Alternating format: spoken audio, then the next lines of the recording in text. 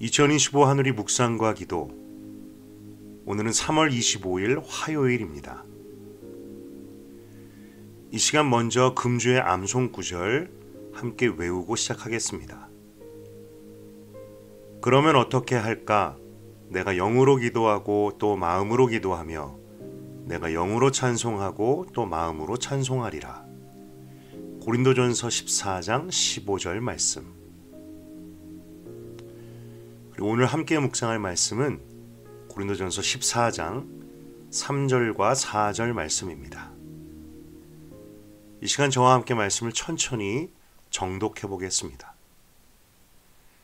그러나 예언하는 자는 사람에게 말하여 덕을 세우며 권면하며 위로하는 것이요, 방언을 말하는 자는 자기의 덕을 세우고 예언하는 자는 교회의 덕을 세우나니.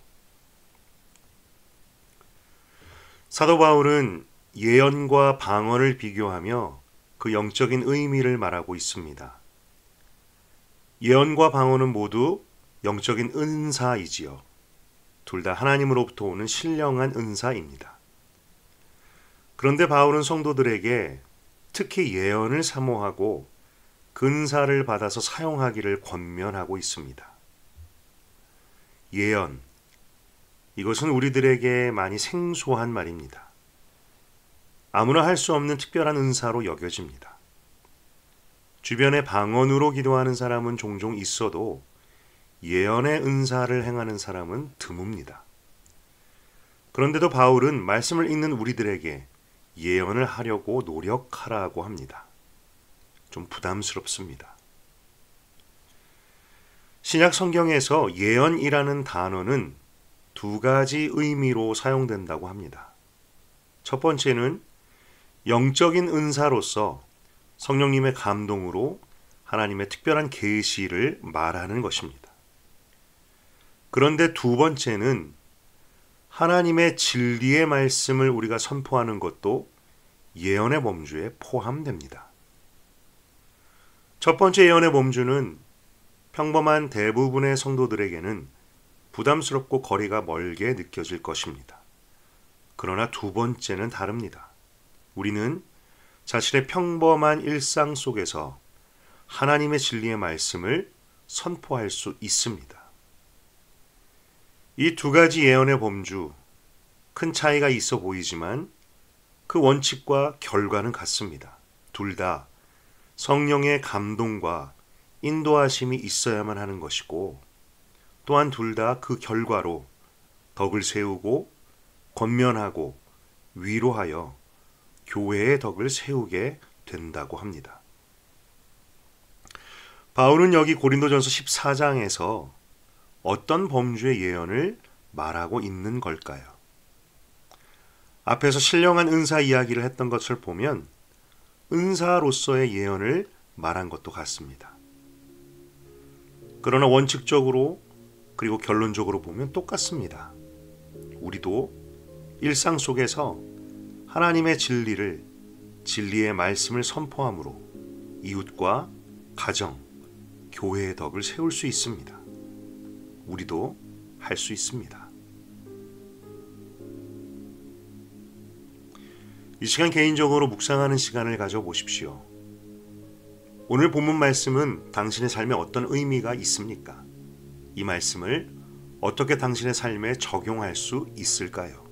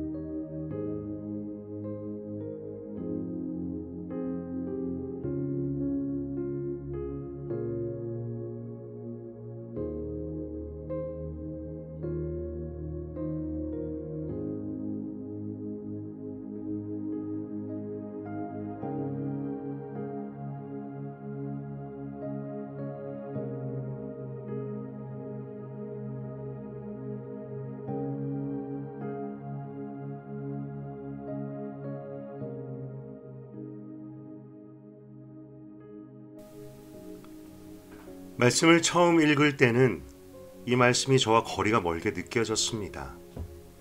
그러나 두 번, 세 번 읽으며 묵상할 때 바울이 말하고 행하라 권면하는 예언을 우리 모두가 할 수 있는 것이구나라고 깨닫게 됩니다.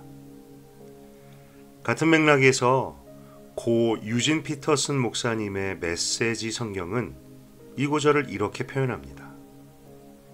여러분이 일상의 언어로 하나님의 진리를 선포하면 다른 사람들도 그 진리에 참여하도록 한 것입니다.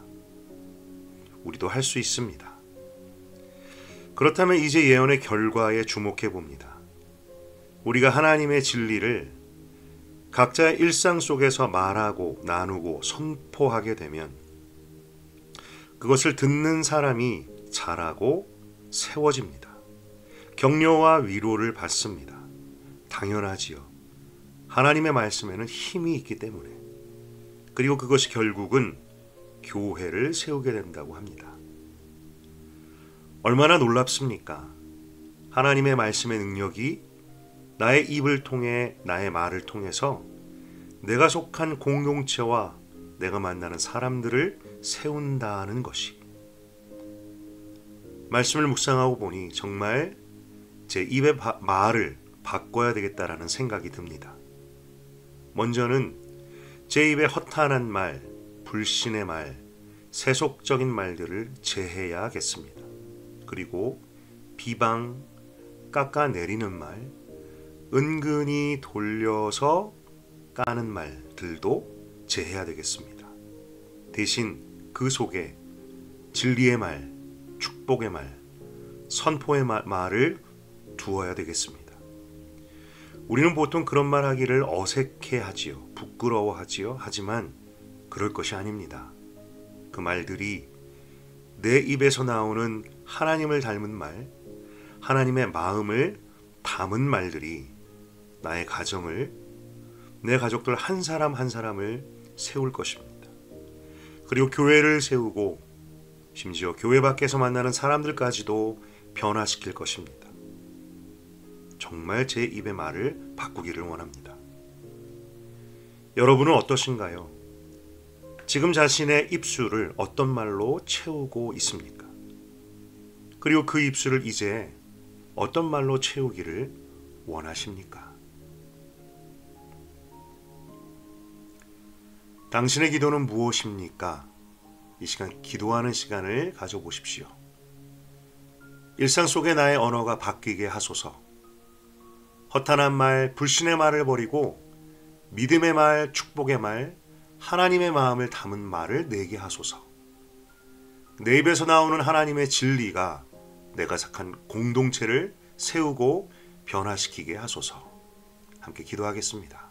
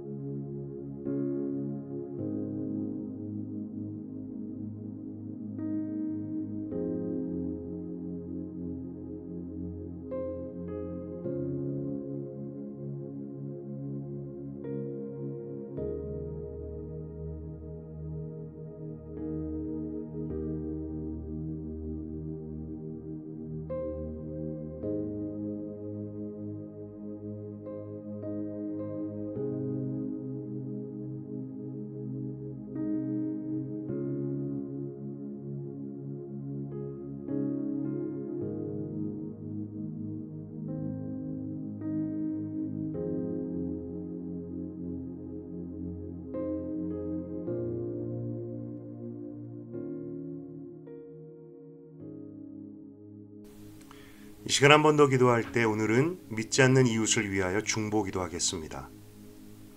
우리 주위에 예수님을 믿지 않는 이웃들이 있다면 그들의 구원을 위하여 기도합시다. 주님, 아직 예수님을 알지 못하는 누구를 불쌍히 여기시고 그를 만나 주옵소서. 그를 향한 복음의 통로를 열어주시고 주님의 능력으로 그를 만나 주소서. 그를 속이고 진리를 못 보게 하는 악한 영들의 역사를 묶어주시고 성령의 진리의 빛을 그에게 비춰 주소서. 저의 삶이 그에게 예수님을 전할 수 있는 통로가 되게 하시고 그에게 복음을 전할 수 있는 담대함과 기회를 열어 주옵소서. 한 번 더 기도하겠습니다.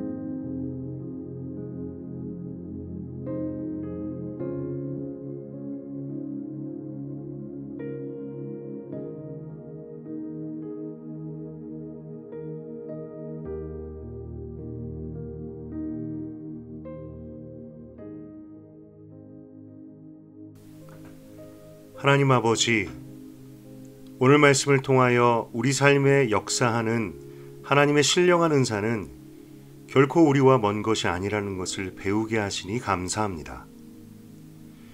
예언의 은사를 받아 사용하는 것은 특별한 은혜이지만 평범한 우리도 일상의 언어로 진리의 말씀을 말하고 선포할 수 있습니다. 저의 입술의 말을 바꿔주시옵소서. 제 입에서 축복과 믿음의 말, 사람을 세우는 말들이 나오게 하시고 바로 하나님의 진리를 말하게 하옵소서. 그때 나의 가정과 일터와 교회를 주님의 말씀의 능력으로 세우고 변화시켜 주시옵소서. 하나님, 오늘 또한 우리가 믿지 않는 이웃들을 위하여 기도드립니다. 저도 또한 그들을 향한 복음의 통로가 되기를 원합니다. 오늘 말씀처럼 믿음의 말, 진리의 말, 축복의 말, 그리고 하나님의 마음을 담은 말로 그들을 대하게 하시고 만나게 하여 주십시오. 그때 말씀이신 예수님께서 그들을 직접 만나 주시고 그들의 심령 속에 일하여 주시길 기도합니다. 그들도 주님의 백성을 삼아 주시고 구원의 복음을 소유하게 하여 주시옵소서. 예수님의 이름으로 기도드렸습니다. 아멘.